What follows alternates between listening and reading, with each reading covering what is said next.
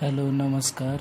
मी मोरे केसी sir. आपल्याला 11th science physics याच्यामध्ये आपण पाहणार आहोत की ऑर्डर ऑफ मॅग्निट्यूड म्हणजे काय, आणि आपल्याला वेगवेगळे इस्टिमेशन करायचे असेल किंवा डाटा कॅल्क्युलेशन मल्टिप्लिकेशन करायचं असेल त्यावेळेस आपल्याला ऑर्डर ऑफ मॅग्निट्यूड ही संकल्पना घ्यावी लागते. What do you mean by the order of magnitude? It is a number that is power nearest to the 10th power, that is order of the 10th power nearest to that number. असा जो काही आपण त्या ठिकाणी define केलेल्याप्रमाणे आपण एखादा number असेल तो खूप मोठा असेल किंवा तो खूप लहान जरी असेल, that number may be so large as we have to measure the velocity of light, that is a 3 into 10 raised to 8 meter per second. मग ती लिहित असताना आपण 3 वर किती झिरो लिहिलेले आहेत समोरच्या याच्याप्रमाणे 3, 1, 2, 3, 4, 5, 6, 7, 8 झिरो दिलेले आहेत.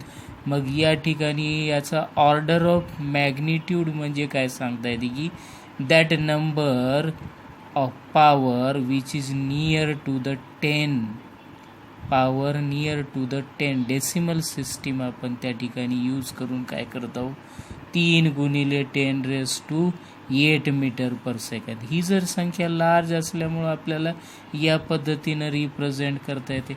फॉर एनी नंबर आपल्याला मल्टिप्लिकेशन करायचं असेल 12,500 12,500 and to 175, you have to multiply. First we have to simplify this significant number. या नंबरला आपल्याला काय करायला पाहिजे, सिम्प्लिफाय करायचं आहे. सिम्प्लिफाय करत असताना हे लार्ज नंबरला आपण काय केलं, 10 to the power 4 प्रमाणे लिहिलं. ज्यावेळेस आपल्याला डेसिमल पॉईंट हा झिरोचा आपल्याला 1.25 करायचा असेल त्यावेळेस काय करता येईल, या ठिकाणी डिजिट आपल्याला किती डेसिमलनं सरकवलेला आहे, युनिट, 10, 100 आणि 1000. म्हणजे 1000नं आपण काय केलेलं आहे, त्याला पलीकडं सरकवलेलं आहे. 10,000नं आपण त्याला पलीकडं सरकवलेलं आहे. म्हणजे 1.25 म्हणजे 10,000 is nearly 10 to the power 4 लिहिता येते आपल्याला. N to 175. 175चा डिजिट आपल्याला इकडच्या डायरेक्शन आतील डायरेक्शननं घ्यायचं असेल तर 1.75 इंटू 100नं मल्टिप्लाय करावं लागेल. म्हणजेच काय होईल, 1.75 हा डेसिमल डिजिट आपल्याला एका सिग्निफिकंट फिगरमध्ये आपल्याला कन्वर्ट करायचं असेल किंवा 2 डेसिमल नंबरमध्ये आपण कन्वर्ट करणार आहोत, तर हा नंबर कन्वर्ट करत असताना आपल्याला या ठिकाणी लॉ ऑफ इंडायसेस आपल्याला यूज करावं लागतील. मग ते कशा पद्धतीनं करावं लागेल पहा. इथं दुसरं उदाहरण दिलेलं आहे, 372 डिवायडेड बाय 12,500. आता 372ला आपल्याला लिहिता येते 3.72 इंटू 10 to the power 2. वरचं एक्झाम्पल दाखवलेलं आहे. याच्याप्रमाणे आपण काय केलं, याला ऑर्डर ऑफ मॅग्निट्यूड प्रमाणे आपण त्याला रिप्रेझेंट केलं. याला म्हणायचं what is the order of magnitude of this number. या नंबरची ऑर्डर ऑफ मॅग्निट्यूड कशी काढायची, तर या पद्धतीनं काढता येते. सपोज 175चा काढायचा असेल तर 175ची ऑर्डर ऑफ मॅग्निट्यूड किती आली, 10 to the power 2. A digit or a number, single number which is represented by power of 10. That number into represented power of 10. Nearest to that power of 10 is a significant digit. मग या पद्धतीनं आपण काय केलं की गुणाकार असो किंवा भागाकार असो आपल्याला काय करता येते. या उदाहरणामध्ये 2मध्ये 3.72 into 10 raise to 2 divided by 1.25 into 10 raise to 4. मग या ठिकाणी इंडायसेस, लॉज ऑफ इंडायसेस, घातांकाच्या नियमानुसार आपल्याला 10 to the power 2, 10 to the power 4 आपल्याला काय लिहिता येते, 2 - 4. पहा इथं मी तेच केलं, 10 to the power 2 - 4. हे आपल्याला ऑर्डर ऑफ मॅग्निट्यूडनं लिहिता येते, याला आपल्याला ऑर्डर ऑफ मॅग्निट्यूडनं लिहिता येते, आणि या पद्धतीनं आपल्याला काय करता येते, पॉवर लॉ ऑफ इंडायसेसनुसार असं लिहिता येईल, आणि याला सिम्प्लिफाय करून या पद्धतीनं आपल्याला काय करता येते, सिम्प्लिफाईड फॉर्ममध्ये त्याला कन्व्हर्ट करता येते. म्हणजेच जर नंबर हा मोठा असेल तर आपल्याला करता येते. मग आता नंबर छोटा जर असेल तर if number is so small then how could we write, suppose that number is 0.00023. How we can write in a calculation or observation form or data form. Data फॉर्ममध्ये लिहित असताना आपल्याला एका सिग्निफिकंट फिगरमध्ये त्याला कन्व्हर्ट करावं लागेल. म्हणजे एका सिग्निफिकंट फिगरमध्ये कन्वर्ट झालं. 2.3 हा सिग्निफिकंट फिगर झाला. 1 2 3 4 5 6 7 याला आपण सिग्निफिकंट फिगर म्हणतो किंवा सिग्निफिकंट डिजिट म्हणतो. मग याला आपण 2.3च्या रूपामध्ये आणलं, आणि या ठिकाणी आता पॉईंट काय झालेला आहे, हा दशांश रूपामध्ये आपण लिहिलेला आहे, डेसिमल पॉईंटमध्ये.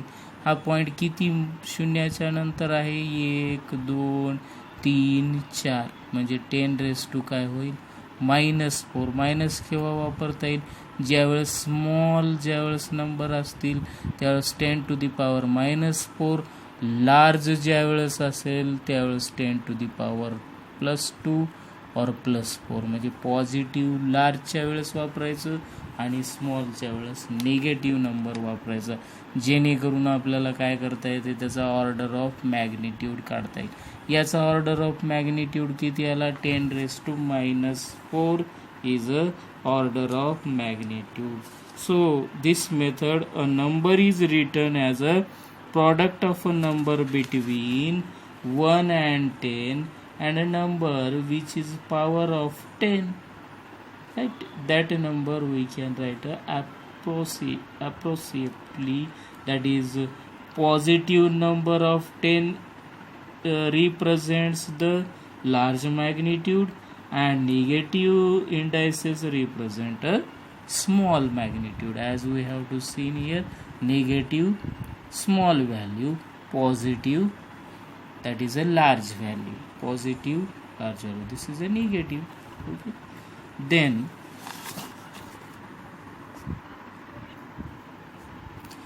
then what is a accuracy and errors in measurements?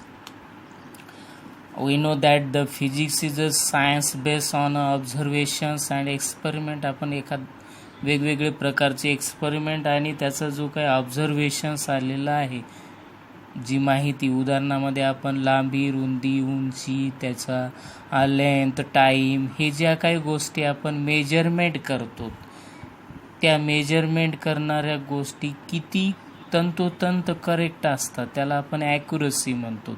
Means and any physical science based on observation and experiment.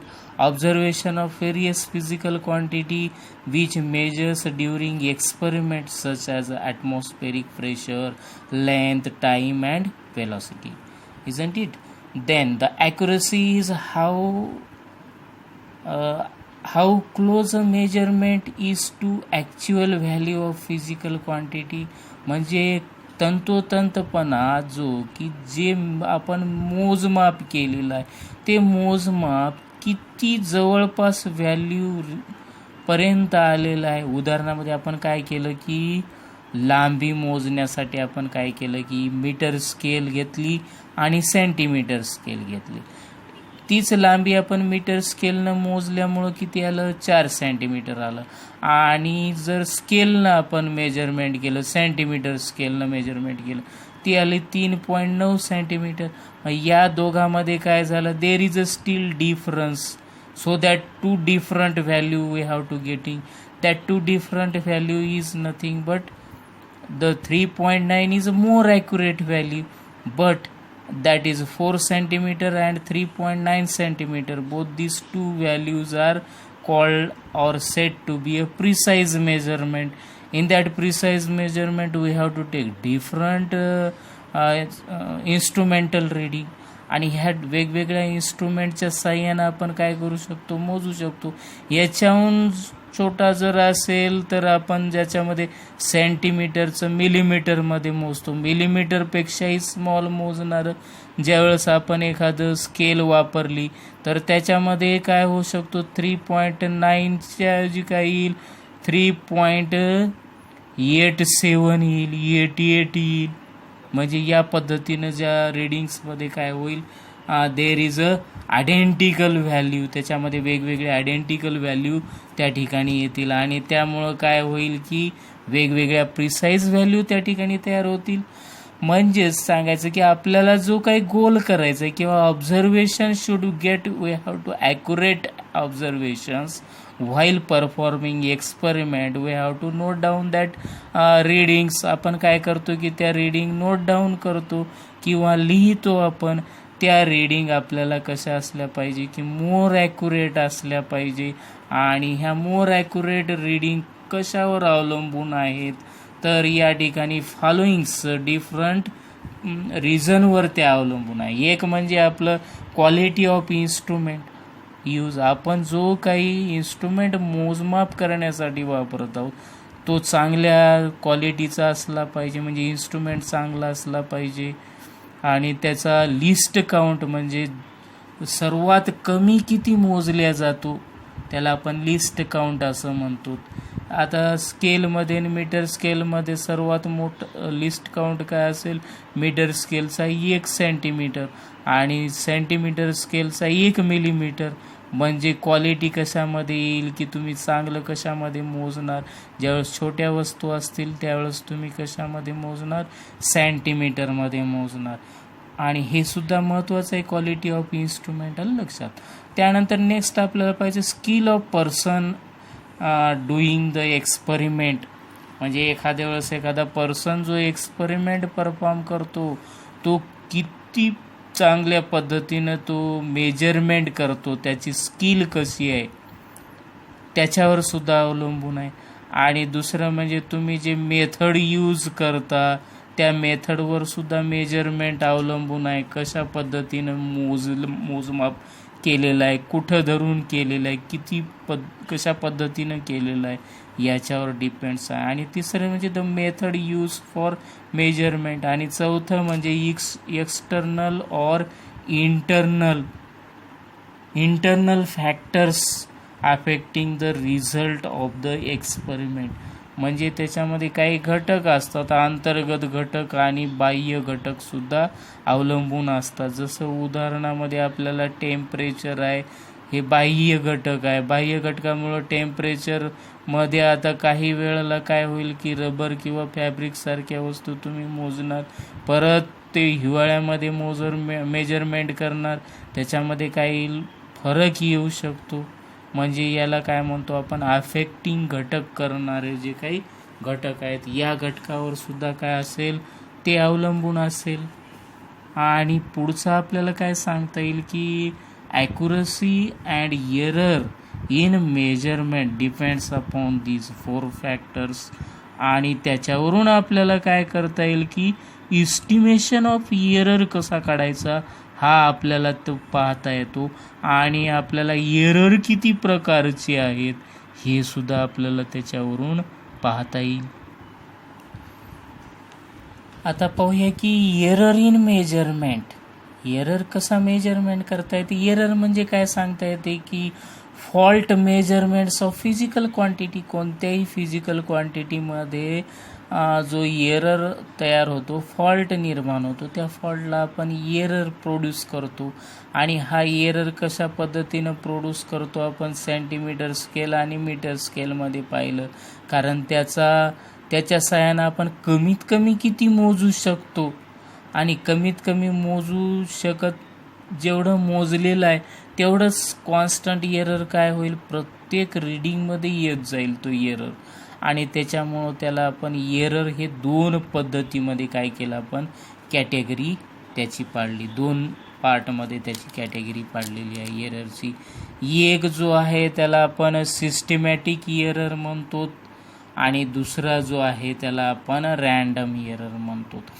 आता जो पहिला याच्यामध्ये सिस्टमॅटिक एरर जो आहे, सिस्टमॅटिक एरर कशामुळे येऊ शकतो की एखादा इन्स्ट्रुमेंटमध्ये जर का फॉल्ट असेल, त्याच्या रीडिंगमध्ये काही फॉल्टी रीडिंग असेल किंवा इन्स्ट्रुमेंट खराब असेल, तर सारखा तोच कॉन्स्टंट एरर काय होईल त्या ठिकाणी इंट्रोड्यूस केला जाईल. त्या पद्धतीच्या मेजरमेंटमध्ये काय होईल, अशा प्रकारचा एरर त्या ठिकाणी येऊ शकतो आहे, त्याला आपण इन्स्ट्रुमेंटल एरर असं म्हणतो. आणि दुसरा आहे error due to the imperfection in the experimental technique. आपण एखादा प्रयोग करत असताना त्या प्रयोगाच्या मांडणीमध्ये थोडासा फरक आला तर त्या ठिकाणी काय होईल, तो कॉन्स्टंट एरर येऊ शकतो.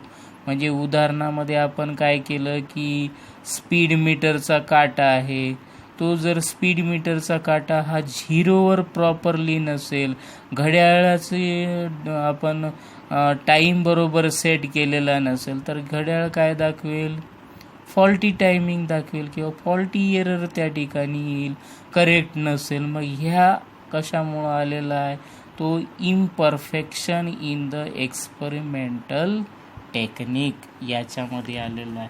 आणि तिसरा जो एरर आहे त्याला आपण पर्सनल एरर म्हणतो.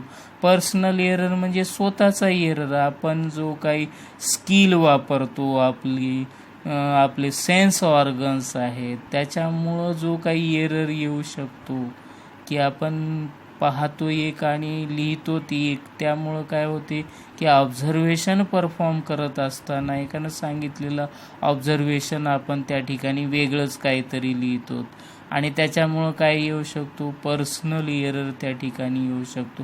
पर्सनल एरर कशामुळे येईल की पर्सनचा skill, lack of skill, taking observations आणि ऑब्झर्वेशन्स रीडिंग करताना, ऑब्झर्वेशन्स मेथड वापरत असताना मेथड प्रॉपरली कॅलिब्रेट न करणं किंवा व्यवस्थित न करणं, या कारणामुळे काय होऊ शकतो की that personal error should be introduces. आता मग हा एरर कसा आपल्याला मिनिमाइज करता येईल किंवा कमी करता येईल? It is minimize by using the correct instrument. आपण इन्स्ट्रुमेंट चांगलं वापरा म्हणजे हा पहिला एरर, इन्स्ट्रुमेंटल एरर निघून जाईल. त्यानंतर एक्सपेरिमेंटल प्रोसिजर बरोबर करा तुम्ही, म्हणजे त्या ठिकाणी मेथड्स बरोबर यूज करा आणि त्यामुळं काय होईल की तुम्ही मेथड एक्सपेरिमेंटची मांडणी बरोबर केली आणि त्या प्रोसिजरनं गेलात तर तुमचा तो एरर काय होईल, कमी होईल, मिनिमाइज होईल. That error should B minimize. And third one is you have to remove the personal error. That personal error, whatever may be the lack of the skill, hearing problem, other so sense problems, that you have to minimize or remove that. You can use the other observer to take out the reading, so that we have to remove that error for minimising. म्हणजे आपण काय करू शकतो, तो थोडा कमी प्रमाणात करू शकतो. आणि चौथा जो आहे त्याला आपण रॅन्डम एरर म्हणतात. Random error is error which is introduce by the different affecting factors while performing. आपण एक्सपेरिमेंट परफॉर्म करत असताना, काही एक्सपेरिमेंट आपण बॉइलिंग पॉईंट काढत असताना काय होऊ शकते की टेम्परेचर किती आहे, उन्हाळ्यामध्ये टेम्परेचर जास्त असते त्यामुळे त्याचा बॉइलिंग पॉईंट कमी येईल, हिवाळ्यामध्ये टेम्परेचर कमी असते त्यामुळे त्याचा बॉइलिंग पॉईंट काय होईल, लार्ज लागेल, टाईम त्याला रिक्वायर्ड लार्ज लागेल. म्हणजे या ठिकाणी प्रेशर कोणचा इफेक्ट करू शकतो, रॅन्डमली कोणतेही एरर त्याच्यावर काय करू शकतात, इफेक्ट करू शकतात. उदाहरणामध्ये मॉइश्चर आहे, आर्द्रता आहे, टेम्परेचर आहे, ह्युमिडिटी आहे हिवाळ्यामध्ये, त्यानंतर डेन्सरपणा आहे, नॉन डेन्सरपणा आहे, ड्रायपणा असतो. या सर्व कारणावर काय असतो, random error should B depends on that random error. Two types, either it is a positive और negative. Positive random error means positive, negative random error means negative type random error we have to observe. How we can minimize this error? It can be minimized by repeating. काय करू शकतो आपण, हे repeat करू शकतो. वेगवेगळ्या कंडिशनमध्ये आपण रिपीट केला तर काय होईल, याचं रिपिटेशन काढून आपण त्याचा मीन काढू शकतो. मीन काढून आपण तो एक्सपेरिमेंट, आपण त्याचा एरर जो आलेला आहे तो एरर आपण काय करू शकतो, मिनिमाइज करू शकतो. It occurs due to the variation in the condition which experiment is perform. तुमच्या लक्षात आलं असेल की या पद्धतीनं आपल्याला रँडम एरर हा मिनिमाइज करता येणार नाही, कारण रँडम एरर हा नॅचरली वेगवेगळे फॅक्टर त्याच्यावर अफेक्टिंग करतात. प्रेशर आहे, ह्युमिडिटी आहे, अशा वेगवेगळ्या फिजिकल क्वांटिटीचा एरर त्याच्यामध्ये येऊ शकतो. तो आपल्याला काय करता येते, रिपिटिव्ह प्रोसिजरनुसार काय करता येते, कमी करता येतो किंवा आपल्याला तो काय करता येतो, मिनिमाइज करता येतो. हा एरर मिनिमायझेशन करणं म्हणजेच याला आपण काय म्हणतो, एरर शुड बी डिक्रीजेस. आपण पूर्णपणे कमी करू शकत नाही, तर थोड्याफार प्रमाणामध्ये आपण त्याला काय करू शकतो, मिनिमाइज करू शकतो. आता पाहूया की एस्टिमेशन ऑफ एरर कशा पद्धतीनं आपल्याला इस्टिमेट करता येते. सपोज आपण काय केलं की recorded repeated readings we are considering, that is A1, A2, A3 dash upon n एवढ्या रीडिंग्स आपण त्या ठिकाणी कन्सिडर केल्या. मग त्यानंतर काय केलं की आपण त्याचा अरिथमॅटिक मीन काढला. अरिथमॅटिक मीन म्हणजे काय, नंबर ऑफ रीडिंग्स याची बेरीज A1 plus A2 plus A3 plus so on AN आणि divided by how many that quantity और that readings are n type of reading, n numbers, n एवढ्या रीडिंग्स आहेत म्हणजे डिवायडेड बाय n. त्याला आपण मीन म्हणलं. मीन कसा लिहिता येते, ए मीन इक्वल टू 1/n. ह्याला काय म्हणायचं, समेशनचा symbol. Summation I varies from 1 to n AI, म्हणजे समेशन म्हणजे बेरीज करणं, A1 plus A2 plus A3. I म्हणजेच 1 A1 अधिक A2 अधिक A3 अधिक डॅश डॅश, या पद्धतीनं आपण लिहितो.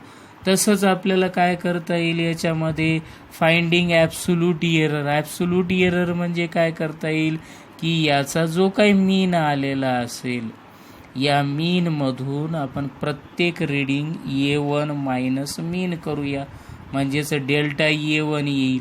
A1 मध्ये किती ॲब्सोल्यूट एरर आलेला आहे, that is a difference between mean value and each individual value. या दोघांमध्ये डिफरन्स आपण मॉडनं लिहितो. निगेटिव्ह आलं असेल तरी तो काय होईल, mod value we have to consider always positive consider करू. डेल्टा A1 बरोबर काय आलं, ए मीन मायनस A1. तसंच A2 म्हणजे ए मीन मायनस A2. असं आपल्याला n रीडिंगचं काढायचं आहे, ए मीन डिवायडेड बाय AN. ठीक आहे. आणि नंतर मग त्याचं काय केलं आपण, या ठिकाणी टेकिंग ॲरिथमॅटिक मीन्स काढला. याचा ॲरिथमॅटिक मीन काढला ॲब्सोल्यूटचा, ॲब्सोल्यूट एररचा. ॲरिथमॅटिक मीन म्हणजे काय की या सर्वांची बेरीज डिवायडेड बाय किती आहेत, n आहेत, डिवायडेड बाय n. त्याला लिहिलं 1/n summation I varies from 1 to n summation AI, या पद्धतीनं लिहिलं. आणि पुढचा आला तो रिलेटिव्ह एरर. रिलेटिव्ह एरर म्हणजे काय, it is a ratio of the mean absolute error to mean. Mean absolute error 2 दाखवला आणि मीन दाखवलेला आहे आपण 1 दाखवलेला आहे. या दोघांचा रेशो म्हणजे mean divided by absolute mean divided by mean जो आला, त्याला आपण काय म्हणलेलं आहे, रिलेटिव्ह एरर असं म्हटलेलं आहे. तर रिलेटिव्ह एरर आपण काढला. आता पर्सेंटेज कसं काढणार, पर्सेंटेज म्हणजे 100 मल्टिप्लाय बाय 100. पर्सेंटेज एरर म्हणजे रिलेटिव्ह एररला आपण जर का 100 मल्टिप्लाय केलं तर काय होईल, मीन एरर काय येईल या ठिकाणी, relative error into 100 is nothing but a percentage error. काय येईल, हा पर्सेंटेज एरर येईल. आता याच्यावरून आपल्याला एरर कसा एस्टिमेट करायचा, हा साधं एक उदाहरण त्या ठिकाणी दिलेलं आहे. एक्झाम्पल 1.5 पुस्तकामध्ये दिलेलं आहे. पहा, the radius of a sphere measured repeatedly value. स्पियरची रेडियस दिलेली आहे, वेगवेगळ्या पद्धतीनं मेजरमेंट केलेलं आहे.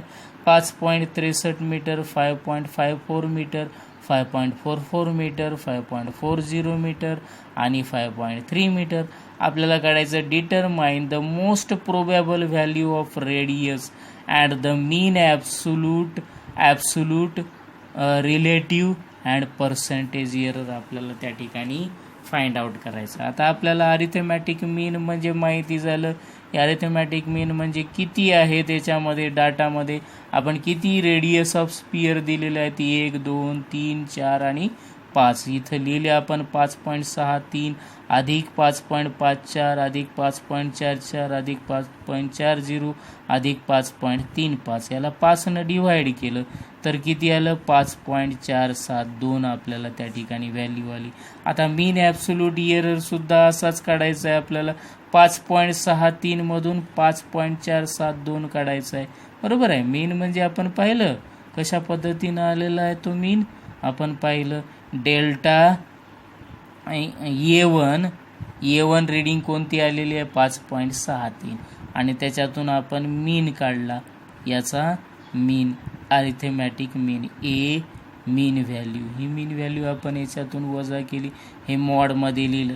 या सगळ्या व्हॅल्यू आपण त्या ठिकाणी काय केल्या, मॉड व्हॅल्यू आपण त्या ठिकाणी लिहिल्या आणि लिहून याची डिफरन्स काढला. हा डिफरन्स आला 1/5 0.1.58 प्लस 0.068 प्लस हा निगेटिव्ह आला 4.44 मायनस 5.472.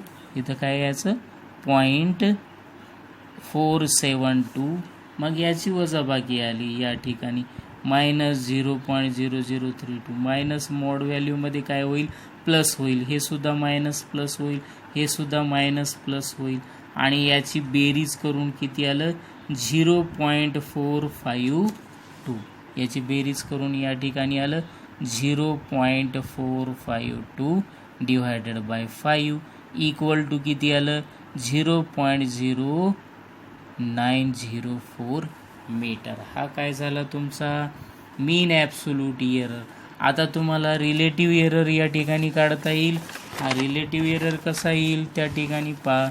हा रिलेटिव्ह एरर म्हणजेच काय सांगता येते, मीन ॲब्सोल्यूट एरर डिवायडेड बाय मीन. ठीक आहे. आता मीन ॲब्सोल्यूट एरर किती आला, 0.0904 आणि त्याचा मीन किती आहे, 5.472. याचं डिव्हायडेशन करा. डिव्हायडेशन किती येईल, 0.017. लॉग टेबलनं डिव्हायडेशन करा. त्यानंतर रिलेटिव्ह एरर, हा रिलेटिव्ह एरर किती आला, 0.017.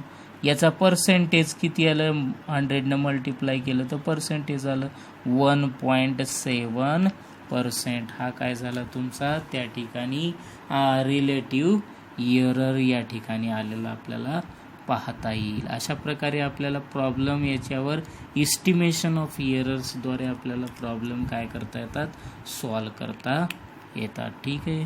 थँक्यू.